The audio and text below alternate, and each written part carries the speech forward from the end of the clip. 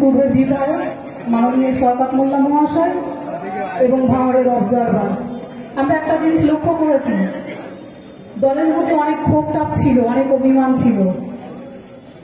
তৃণমূল কংগ্রেসের মধ্যে এমন কিছু গাদ্দার ছিল যারা আমার সঙ্গে প্রচন্ড গাদ্দারি করেছিল, অনেক অভিমান, অনেক রাগ, অনেক অত্যাচার করেছে। আজকে তারা কেউ হয়তো জেলে আছে, কেউ দল থেকে কিন্তু দলের বাইরে। তাই দাদা আমাকে বারবার বলেছে আজ কোথায় ফিরে আসো, তোমার সঙ্গে যে অন্যায় হয়েছে সেটা আর হবে না। আমি মানুষের জন্য লড়াই করতে এসেছি, নিজের জন্য না, নিজের স্বার্থের জন্য দল করতে আসিনি। এই তৃণমূল কংগ্রেসটা করেছিলাম মানুষের জন্য। তখন আমার চাওয়া পাওয়া কিছু ছিল না, আমি সেই সময় পড়াশোনার মধ্যে ব্যস্ত ছিলাম, তখন আমি বিএড করছিলাম। কিন্তু দলের ওই গাদ্দারগুলো প্রচন্ড গাদ্দারিতা করেছিল।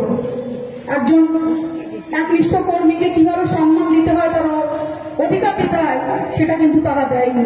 সেই অধিকার থেকে বঞ্চিত করেছিল। আমি ওই দল ছেড়ে দিয়েছিলাম এবং 2021 সালে আমি আইএসএফ এ জয়েন করেছিলাম।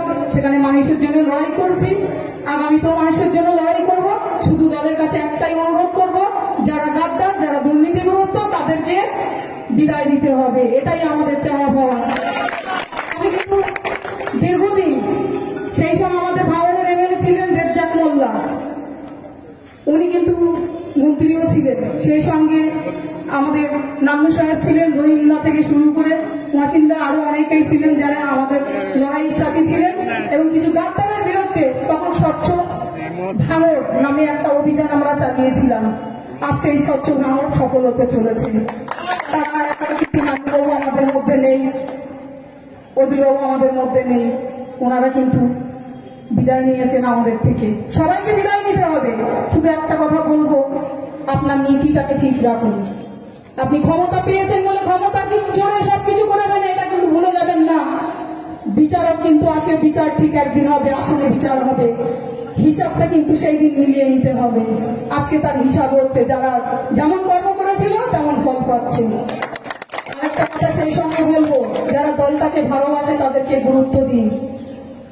ভাঙড়ের প্রিয় বিধায়ক, আমি এই জন্য প্রিয় বলি, ওনার মধ্যে অনেক স্বচ্ছতা দেখেছিলাম।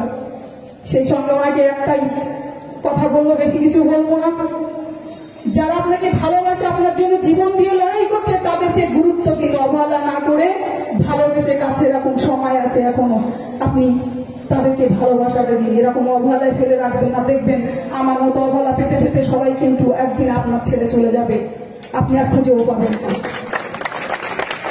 সবাই ভালো থাকবেন, সুস্থ থাকবেন, এই বলে আমি আমার বক্তব্য শেষ করছি। বললাম একটা কথার মধ্যে অনেক কিছু লুকিয়ে আছে, বেশি কিছু বলার দরকার নেই। আমাদের এই বিগত লোকসভা ইলেকশনে আমাদের কয়েকটা কর্মী আহত হয়েছিল, বোমায় তারা আঘাত পেয়েছিল, আহত হয়েছিল। তারা মৃত্যুর সঙ্গে প্রায় 1 মাস লড়াই করেছে, কিন্তু একদিনও দলের কেউ খবর নেয়নি যে সে তারা কেমন আছে। না তাদের কেসের জন্য তাদের দেখেছে, না তাদের পরিবারের পাশে দাঁড়িয়েছে। সেই জন্য মনে অনেক কষ্ট আছে। যাদের জন্য আমরা লড়াই করছি, যাদের জন্য জীবন দিচ্ছি, তাদের পাশে যদি আজকে না দাঁড়ায়, কালকে আমি আসবো, আমি লড়াই করছি, আমার যখন জীবন নিয়ে টানাটানি হবে, তখন আমি কাউকে পাবো না। এই জন্য অনেক কিছু বলার আছে, বেশি কথা বলবো না, কারণ আমি গাদ্দারি করতে শিখিনি। মানুষের রায় নিয়েছি, মানুষের সম্মান জানিয়ে মানুষের সঙ্গে কাজ করবো। কে কোন দলে সেটা দেখবো না।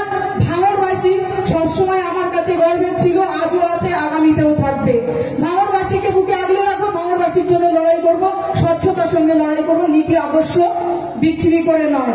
অনেকে প্রশ্ন করতে পারে যে তুমি তো বড় বড় কথা বলতে আইএসএফে ছিলে, আজকে তৃণমূলে কেন হলে? আর যাদের জন্য লড়াই ছিল তারা আজকে জেলে আছে, আগামীতে যারা এরকম করবে তারা জেলে যাবে। যাক, বেশি কথা বলবো না। মাননীয় বিধায়ক সাহেব বসে আছেন, উনি ওনার বক্তব্য রাখবেন। সবাই ভালো থাকুন, সুস্থ থাকুন। তৃণমূল কংগ্রেস জিন্দাবাদ, জিন্দাবাদ। আমাদের নেতা